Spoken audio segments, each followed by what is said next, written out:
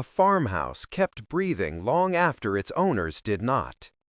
In the biting cold of late March 1922, the rural Bavarian homestead of Hinterkaifeck settled into its nightly quiet. Inside, the Gruber family's routine wound down.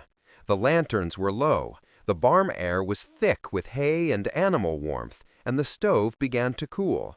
And then, everything simply stopped. But in the days that followed, the farm did not appear empty.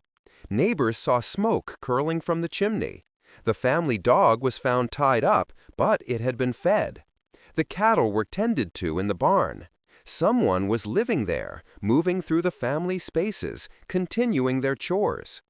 On April 4th, after days of unanswered calls, a search party entered the home.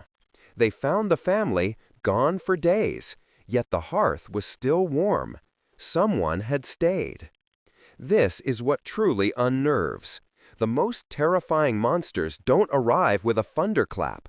They move in quietly, learning the rhythms of a home before they shatter them. The chilling fact of Hinterkaifeck isn't just that an entire household was murdered.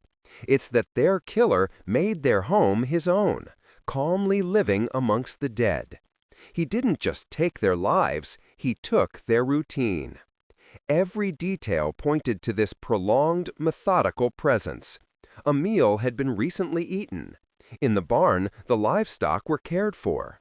A single set of footprints led from the dense woods to the house, but none led away. This wasn't a frantic robbery. This was an occupation. Days before the murders, the family had heard footsteps in the attic. They found a newspaper on their property that they had never bought. Their killer wasn't a stranger who broke in. He was a phantom who had already moved in, watching them, learning their lives from the shadows. This act of lingering, of staying on site, is something modern investigators recognize as a sign of absolute power and obsession. It transforms a crime from a moment of violence into a slow, creeping invasion.